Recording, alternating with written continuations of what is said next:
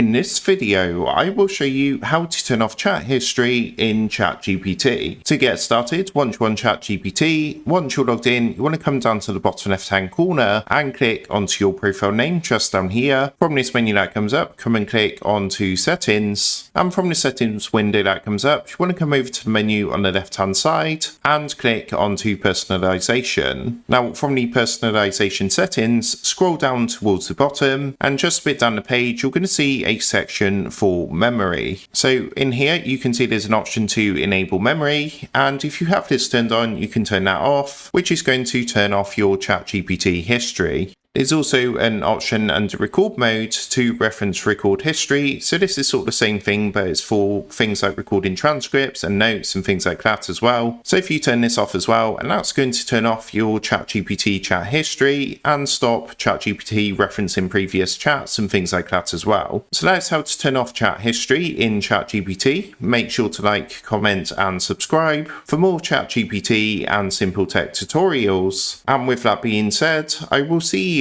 in the next video.